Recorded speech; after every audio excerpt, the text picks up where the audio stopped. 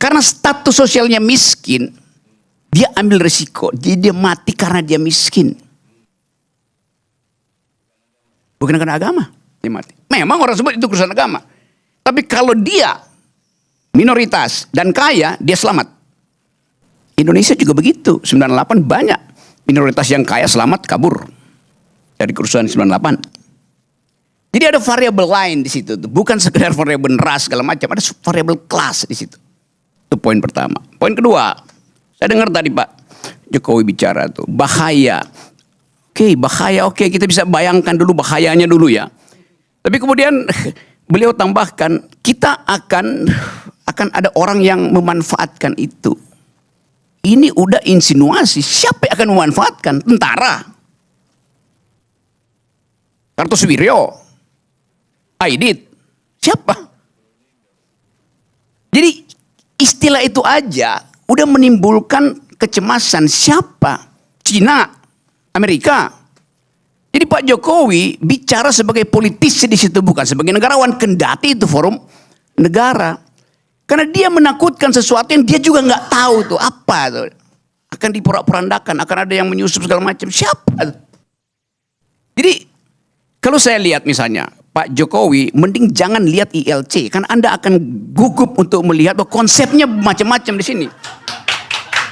Dia pasti nggak ngerti. Sekarang saya buat mengerti dulu ya.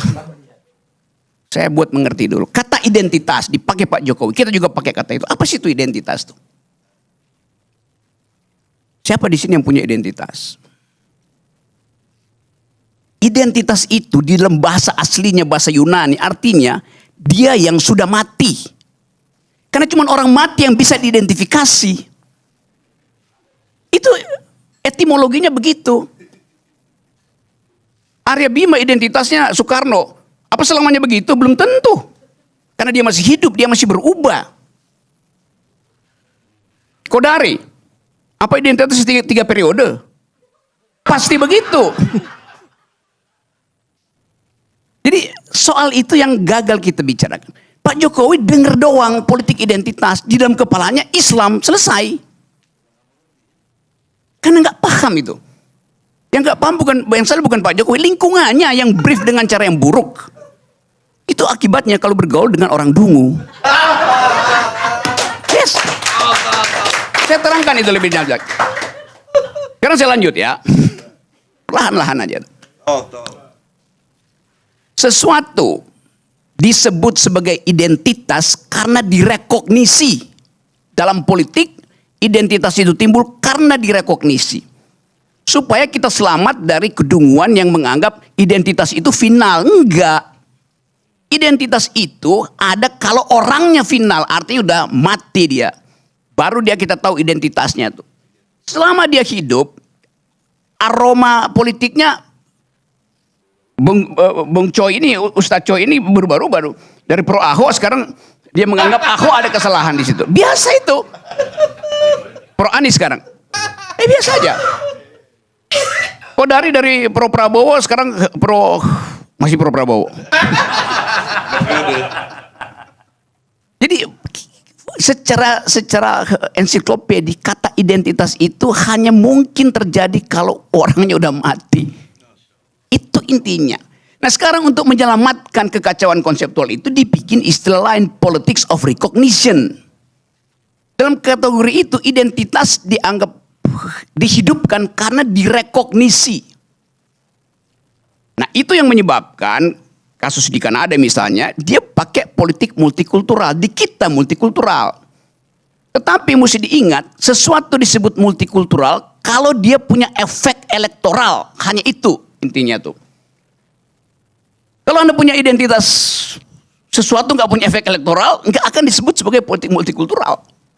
Baca Will Kim Lika, baca Charles Taylor segala macam. Itu pentingnya baca, jangan kerja aja. Jadi bangsa ini didirikan oleh orang yang membaca buku. Sehingga tadi yang terangkan oleh Fahri, mestinya kita perkakas yang ditinggalkan bangsa ini itu otak, pikiran, kita pakai.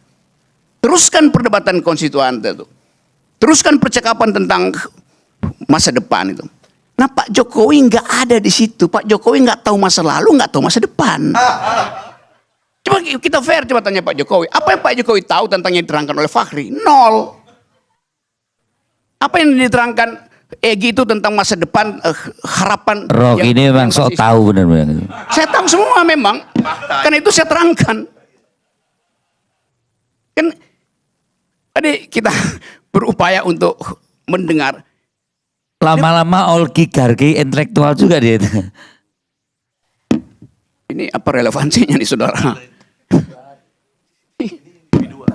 Lanjut. Oke, lanjut sekarang ya. Saya ambil sekarang bagian yang Oke, kita bicara masa depan sekarang. Kita ingin masa depan kita dihasilkan oleh pemilu yang bermutu, right? Oke. Pak Jokowi juga bilang begitu, pemilu mesti bermutu tuh. Bagaimana pemilu itu bisa bermutu? Ada pertengkaran pikiran di dalam kampanye. Itu intinya tuh. Seorang pemimpin, dia harus mampu untuk menghasilkan konsep yang visioner. Di mana konsep visioner itu dimungkinkan dihasilkan? Di universitas, dalam pertengkaran di kampus. Tetapi, kata Pak Jokowi, jangan bawa politik ke kampus. Dia nggak ngerti masa depan artinya. Masa depan itu ada gagasan, pikiran. Kampus dilarang untuk memperdebatkan politik. Lalu di mana kualitas perdebatan itu? Nggak ada. Satu poin ya. Poin kedua, seorang tidak cukup dia punya intelektualitas, dia juga punya moralitas itu. Di mana bagian itu diuji? Ya di rumah ibadah. Tapi nggak boleh menguji presiden di rumah ibadah. Jadi Pak Jokowi mau bilang pemimpin ke depan itu nggak perlu intelektualitas, nggak perlu moralitas, cukup elektabilitas. Nah, itu urusannya Kodari. Survei aja. Jadi kita mensurvei sesuatu yang pemimpin kita hasil survei, bukan hasil pertengkaran akademis, bukan hasil moral clarity. Karena di tempat di mana pertengkaran pikiran harusnya diwujudkan, justru dilarang, yaitu kampus.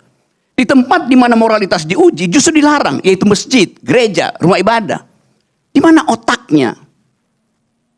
Jadi dari awal kita tahu bahwa pemilu pasti nggak bermutu. Poin terakhir, 75 hari kampanye. Salah, 4,5 hari kampanyenya. 17 partai ingin membuktikan visinya itu masuk akal. Selama 70 hari. 70 bagi 17, 4,5 hari. Apa yang mau diharapkan dari pertukaran pikiran selama 4,5 hari? Yang diharapkan adalah amplop. Rakyat nunggu amplop. Jadi pemilu ini didesain untuk menghasilkan orang yang tidak berpikir dan orang yang hanya menagih amplop. Itu intinya. Nah, karena itu saya anggap bahwa ini refleksi kita supaya kita nggak segera ditipu oleh juru bicara yang disewa oleh istana untuk membodohi kita. Ini forum kejujuran gitu. Saya nggak punya kepentingan, saya nggak punya partai, gue nggak dukung siapa-siapa. Tapi gue dukung, saya ingin dukung orang yang berpikir. Itu intinya tuh. Assalamualaikum warahmatullahi wabarakatuh.